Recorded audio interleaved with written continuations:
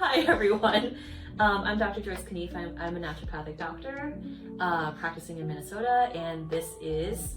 I'm Dr. Jordan Knief. I'm also a naturopathic doctor practicing in Minnesota. And we have slightly different training because Dr. Jordan here has a background in exercise science.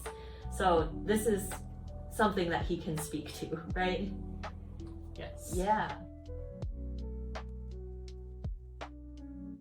So I think one trend that I've seen on TikTok, and this was popular a little while ago, of the kettlebell ladders, where you're supposedly able to like hack your VO2 max by doing one kettlebell swing, putting it down, taking a breath, and then like doing two more and then taking 2 breaths. Like, how is that different from just doing 400 kettlebell swings? That's an excellent question. I don't actually understand why those ladders exist. Like, for most exercises, when we're doing ladders, we are increasing the difficulty as we decrease reps in order to train the different types of muscle fibers, so fast twitch versus slow twitch, and building strength versus endurance. And kettlebells are all about training power through kinetic chains, and so doing a single swing and then stopping and taking a breath really just is going to train your body to only do one swing. Oh. And then if you do 2 swings, then it's train your body to do 2 swings, and so it makes a lot more sense to just do the number of swings you want to be able to do, and then increase that difficulty by either increasing the weight or the pace that you're doing the swings or the number of reps you're doing just as you get stronger. Because VO2 max is really just a measure of how much oxygen your body is consuming, which is kind of a proxy for like energy production and utilization. So increasing VO2 max efficiency is just saying that you're better at aerobic exercise. But it's so fancy.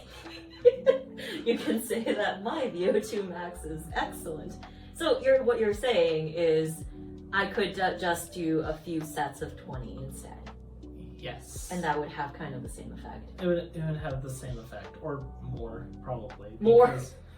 Because when we're talking about VO2 max and aerobic capacity, really it's the same concept with running, right? Like, we don't try to increase our ability to run a marathon by taking a step, taking a breath, taking 2 steps, taking a breath. When you say it that way, that makes sense. we train by running like a 5K and then a 10K, and doing a long distance at a relatively moderate intensity. And so kettlebells are similar. I mean, it's a little different because we're trying to train the power versus just pure aerobic capacity. Okay.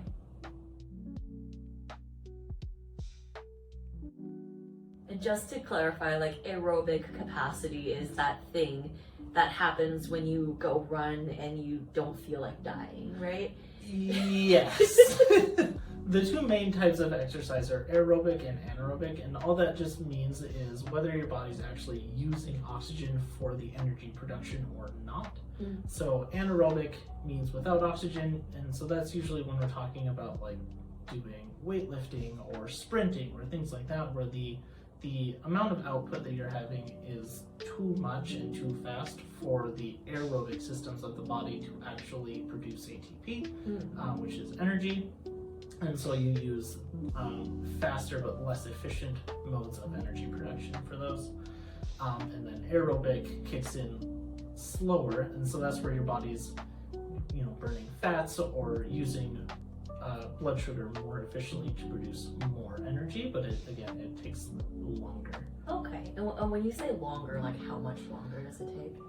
So anaerobic exercise kicks in from 0 to about 10 seconds, and then that energy supply is very quickly exhausted, kind of between that 10 to 15 second mark. Okay. And then from then on, your body has to start compensating with aerobic energy production, which is why when you're sprinting, you can't just sprint for 20 minutes. You can only sprint for that little bit of time before you just start running out of breath, because your body is suddenly consuming all the oxygen that you're taking in very quickly in order to compensate. Okay. So what you're saying is that anaerobic starts first and then aerobic kind of takes over, but aerobic is better for blood sugar? In that sense? So it's better for sustainability of activity. Okay, got it. Because like in the very simplified form, I think what we generally get exposed to in pop culture is anaerobic is weightlifting, aerobic is treadmill. And what you're saying is that it's not that easy. Nothing's that simple in physiology Okay. and biochemistry. So anaerobic is just always the first energy that you use. Even when you start like warming up for a jog or something like that and you're walking, those very first steps are still tapping into that anaerobic energy first. Got it. And then switching over into aerobic. Okay. Is there like a limit to aerobic exercise, or does it just like kind of goes on from there? It depends on mitochondrial density and mitochondrial efficiency. Okay. So when we talk about like increasing VO2 max, really what we're saying is that you have a greater aerobic capacity and efficiency, meaning that your cells have more mitochondria that are able to use oxygen to produce energy. Okay. And how do we get more mitochondria? In terms of exercise, the way to increase the presence or efficiency of any pathway is to put stress on it. Okay. Which is just a very fancy way of saying if you want to be better at running long distance, you have to practice running long distance. And so training the body to continuously have that aerobic strain then tells it to produce more mitochondria, specifically in those muscles that you're working.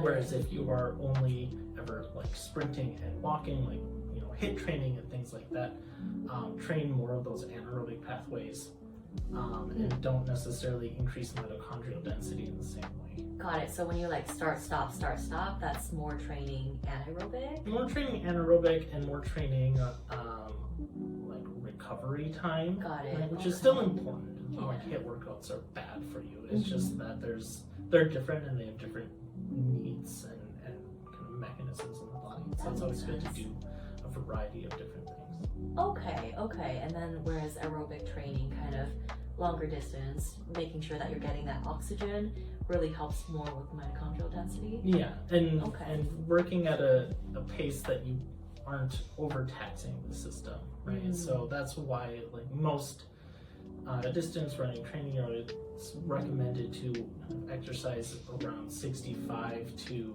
kind of 80% of your maximum heart rate, because that tends to be that kind of zone where you're working at a level that is straining the body, but you're not kind of working past your current capacity. Got it.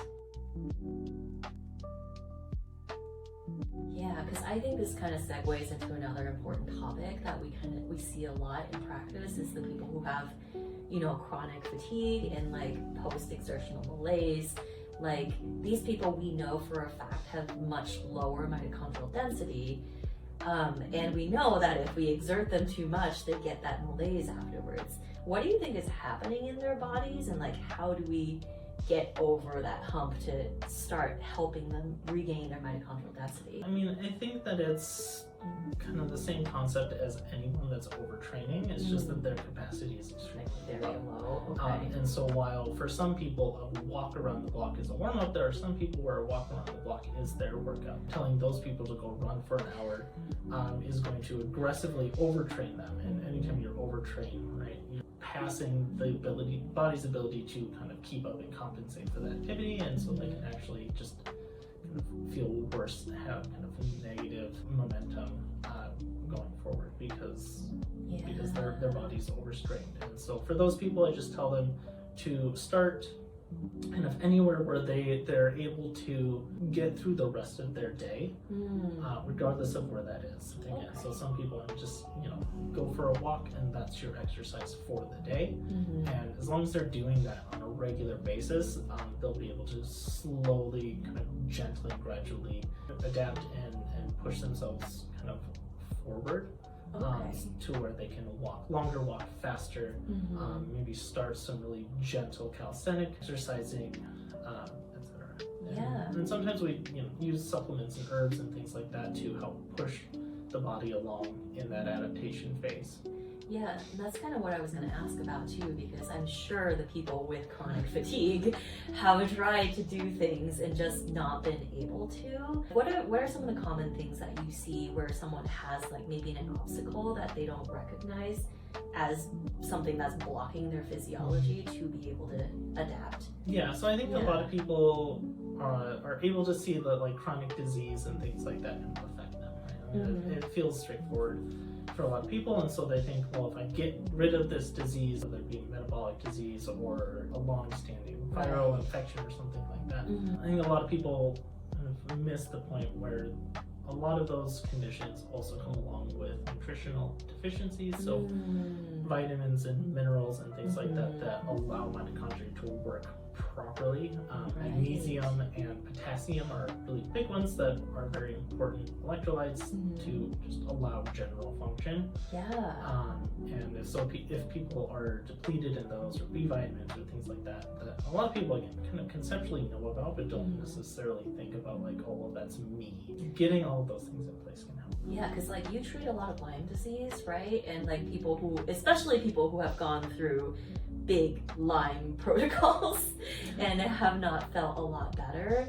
And that's sort of the first thing that you do, right? Is just to make sure that all of the stuff that's been depleted in their like giant treatment plans is repleted. Yeah, because if you don't have the building blocks and that solid foundation, then nothing else we do is really going to work. Antibiotics and things like that still rely on the body's physiology to be working properly in order to work, to be circulated to give access to the things that we're trying to aim them at. And so if people just don't have that baseline nutrition in place, then they're never really going to feel better, and it's going to make kind of every step forward more of a struggle. More difficult than it needs to be.